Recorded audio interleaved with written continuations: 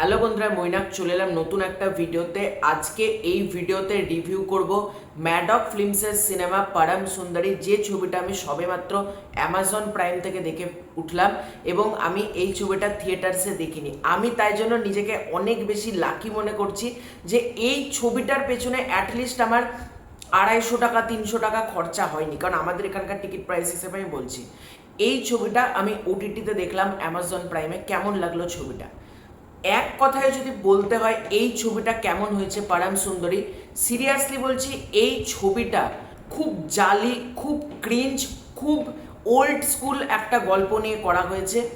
এটার গল্পটা সম্পর্কে ছোট্ট করে তোমাদেরকে বলছি, তারপর পজিটিভ দিক নেগেটিভ দিকে আসবো। তো আমার কাছে এই ছবির জন্য পজিটিভ দিক খুব কম, নেগেটিভ দিক অনেক রয়েছে। এই ছবির পজিটিভ দিকে যদি আসি, দেখো না তার এটার গল্প সম্পর্কে যদি আসি, একটা ক্যারেক্টার অর্থাৎ পরম, সিদ্ধার্থ মালহোত্রা, সে কেরালা যাচ্ছে একটা তার অ্যাপ সম্পর্কে, সে কিছু একটার জন্য কেরালা যাচ্ছে। এবার কেরালা যাওয়ার পর তার সাথে সুন্দরী অর্থাৎ জাহ্নবী কাপুরের আলাপ হচ্ছে। এবার সেটার মধ্যে একটা লাভ স্টোরি কাইন্ড অফ আনার চেষ্টা করা হয়েছে।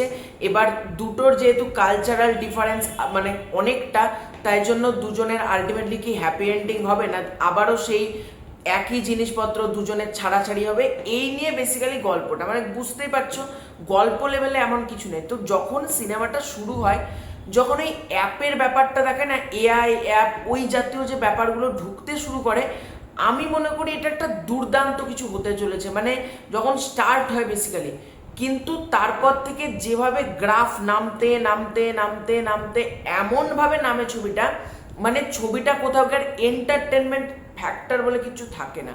ওই অ্যাপের অ্যাঙ্গেলটা গল্পে কেন এলো আমি এখনো পর্যন্ত আমি বুঝতে পারলাম না। কিন্তু জাস্ট ওই জিনিসটা, অ্যাপের যে ব্যাপারটা, সেটাকে তো একটু এস্টাবলিশ করতে হবে গল্পের মধ্যে না। একটা গল্প, আমি যদি একটা গল্পকে সারফেস লেভেলে সব কিছু দেখাতে শুরু করি না, গল্পটা হবে না। আজকে দুটো ক্যারেক্টার, এই যে জাহ্নবী কাপুর এবং সিদ্ধার্থ মালহোত্রা, তাদের মধ্যে যে একটা কেমিস্ট্রি যেটা ড্র করা হবে সেটাই কিন্তু নাই।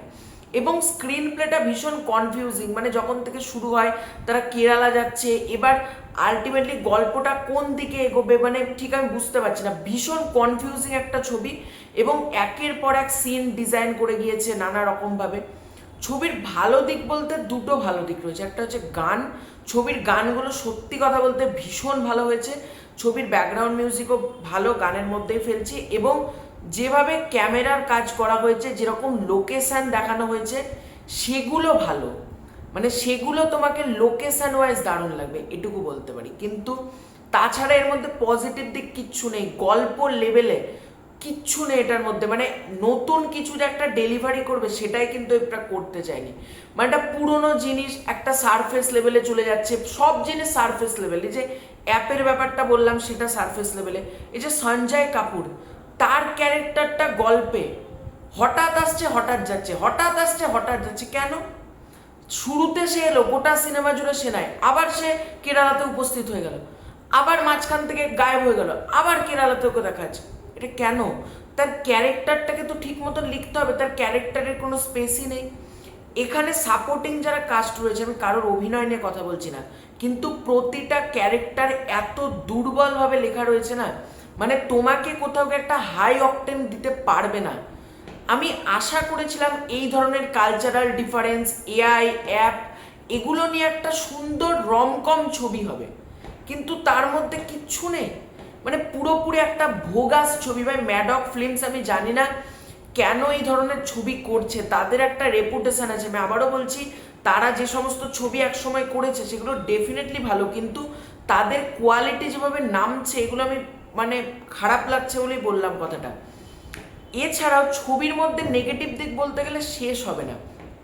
এখানে স্ক্রিন প্লেটাকে একটু টান টানভাবে লেখার দরকার ছিল।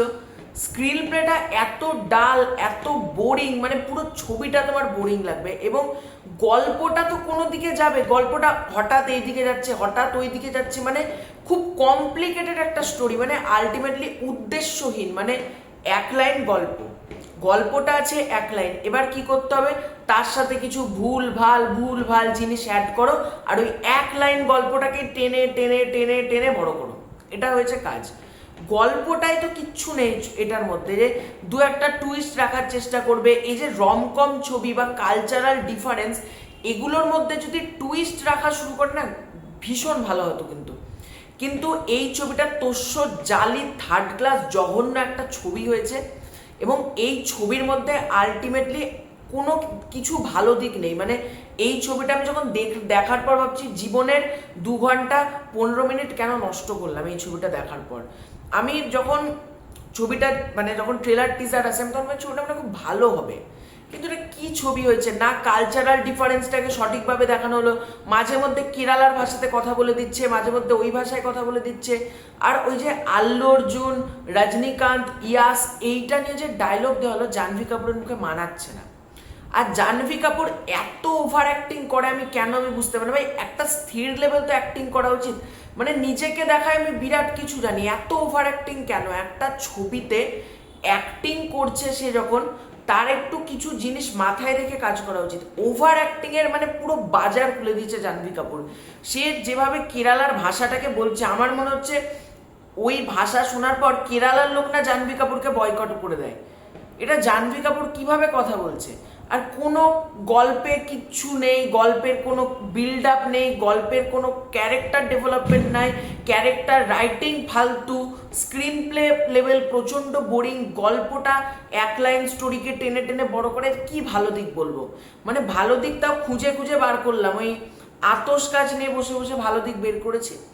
এর থেকে আর ভালো দিক কিছু বলতে চাই না। যদি খারাপ দিক বলতে শুরু করি, 2 ঘন্টা ধরে খারাপ দিক বলা হয়ে যাবে, যে কিরকম ডায়লগ বলছে, বলছে সেই জাহ্নবী কাপুর হচ্ছে প্লাস্টিক, মানে সেই সেই রোবটের মতন অ্যাক্টিং করে যাচ্ছে পুরো ছবি জুড়ে, মানে সেই রোবটের মতন। দুঃখের শুনে আর সিদ্ধার্থ মালহোত্রা পুরো শাহরুখ খানকে পুরো মনে হচ্ছে নকল করার জন্য এসেছে। ভাই ওটা শাহরুখ খান, নিজস্বতা একটা রাখো। তার চরিত্রের মধ্যে কোনো নিজস্বতা নেই, পুরো হচ্ছে শাহরুখ খানকে, মানে শাহরুখ খানের 96p ভার্সন হচ্ছে সিদ্ধার্থ মালহোত্রা, মানে এটা বলতেই হবে। পুরো ছবিটা একটা ডাল ছবি হয়েছে। ছবির মধ্যে অনেক ভালো কিছু করা যেতে পারত, কিন্তু ছবিটার মধ্যে না আছে স্টোরি, না স্ক্রিন প্লে, না ডায়লগ, না কিছু। যদি তোমরা ভালো গান দেখতে চাও তাহলে তো ছবিটা একবার দেখতে পারো, কিন্তু আমার মতে ছবিটা খুবই বাজে একটা ছবি হয়েছে, জঘন্য একটা ছবি হয়েছে। আমি খুব লাকি এই ছবিটা থিয়েটার্সে দেখতে গিয়ে আমি 300 টাকা খরচা করিনি। জাস্ট আমার সময়টা নষ্ট হয়েছে অ্যামাজন প্রাইম থেকে দেখে, এটুকুই। যা 300-400 টাকা আমার গচ্ছা যায়নি। তো এটাই ছিল আজকের ভিডিও। তোমরা কারা কারা পরম সুন্দরী মুভিটা দেখেছো কমেন্ট করে জানিও। খুব শীঘ্রই দেখা হচ্ছে নতুন কোনো ভিডিওতে, ততক্ষণের জন্য বাই বাই।